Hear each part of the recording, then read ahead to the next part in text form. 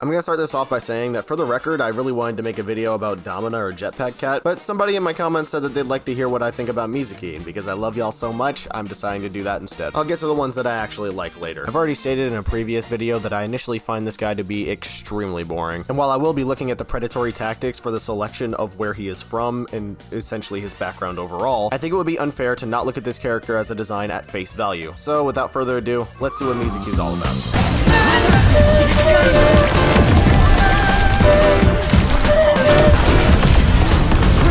So first and foremost, it's important to cover Mizuki's story, which essentially the premise is that he's seen as this bad omen, this bringer of bad luck, a family curse that he's believed to be the successor of. His grandparents and parents both died, and he believes that he's next. Therefore, he has an obsession with luck. His father took in a lot of loans from the Hashimoto clan, which made it so that when his father died, he was left to pay them off. Instead of sliming this little kid out, the Hashimoto clan thought, you know what? Let's take him in, train him. Before he was old enough to go on missions, he spent a lot of time with a prisoner of the Hashimoto, Kiriko's father, who essentially taught him to forge his own path and provided him with his primary weapon. And weird little writing thing here, I don't understand why the Hashimoto would allow this kid that they're trying to train up to speak so much with their prisoner. I mean, you'd assume he would be implanted with different ideas that they don't want him to have. This isn't even a random nitpick. I mean, it literally happens in his story. You'd think the clan that has control over the majority of Japan would be a little bit smarter with who they keep around the kids that they're trying to train up, but I'll give the writers the benefit of the doubt. I'm assuming that Mizuki is just an exception and they're not really training up a lot of kids. Anyways, long story short, where Mizuki currently is story-wise is he has infiltrated the yokai group, you know, the one that Kiriko leads, as the Hashimoto have tasked him with taking them down from the inside. And his main conflict is, should he stay loyal to the Hashimoto clan, which brought him up, or should he side with his new friends in the yokai group? And I'm gonna start with the things that I like about his design here, but there's something I need to point out about one of the things that I do like. Mizuki's design is supposed to be based off of a kappa from Japanese folklore. They're these weird turtle-like creatures that like to hide in rivers, and I need to say this while it's fresh in my mind, writing the word kappa on him is not a good substitute for giving him an actual kappa motif. But wait, I'm getting ahead of myself. I'm supposed to say actually good things about the design. I really like the hat. As I said before, kappas are turtle adjacent, and you know, looks like a turtle shell. But on top of that, Mizuki has dyed white hair with black roots. And kappas are usually depicted having dark hair that surrounds this weird kind of dish, kind of bowl thing. It's in like indentation in their head that holds water. And while I might be digging a little too deep here, as Mizuki's hair is white and not blue, it still might be a cool little call to it. I like the fact that he wears a mask, as a mask helps with concealing identity, which also could lead into the idea of him concealing his true intentions. And while I criticized his color scheme before because I didn't find it very visual appealing on first glance, now that I have a new perspective of what it's supposed to be,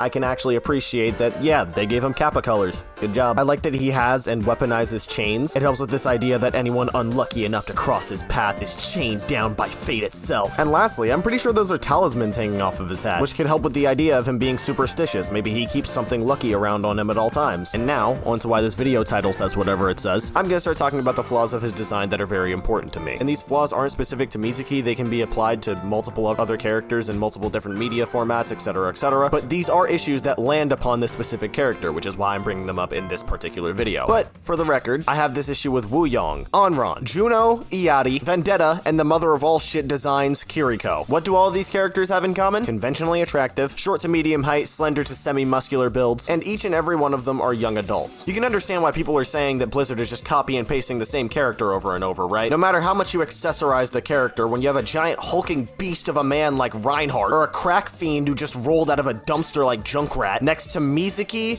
Wu Yong, and Kiriko, obviously the last three are gonna look significantly more boring. But I find those characters to look cool. Yeah, cause you're a porn-addicted loser who judges how good a design is based on how conventionally attractive the pixels on your fucking screen are. No, that's too harsh. Not all of you are like that, but it's necessary to point out the ones who are. Because in my eyes, those people are a detriment to character design as an art form. Those people are the reason why I barely get to see a character design that gets me excited to learn more about the character. Is that a selfish reason to hate on people? Yes.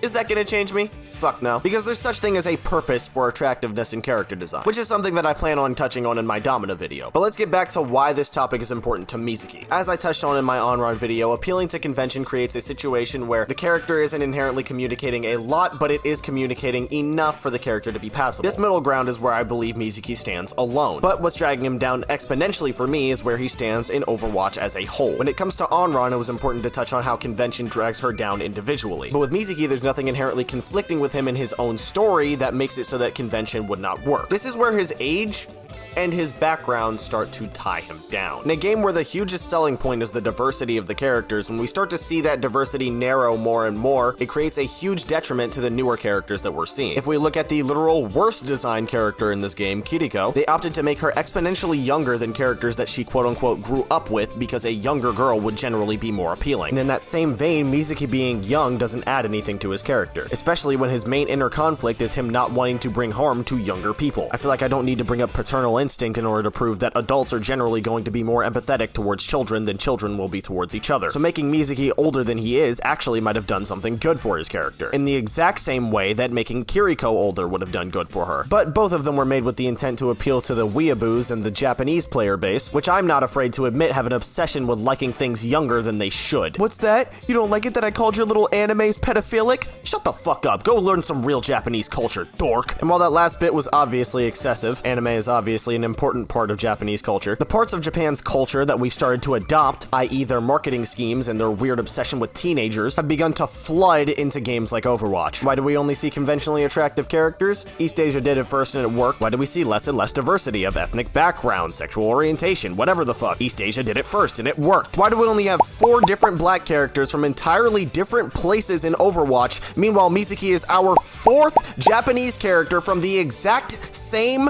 place.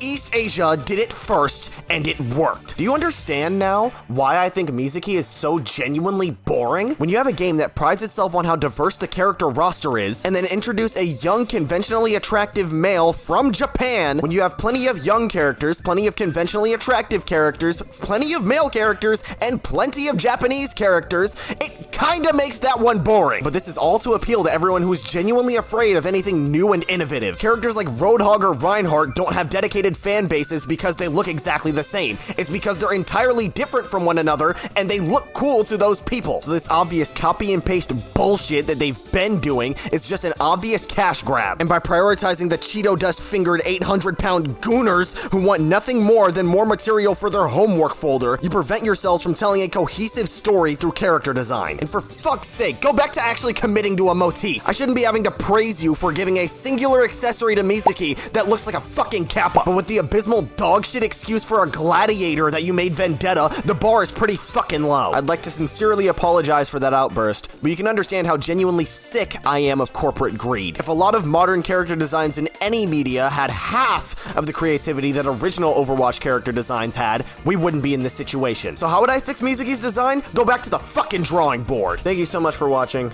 Be sure to check out the next one. Let me know what you think in the comments because I know you will with this one. Peace.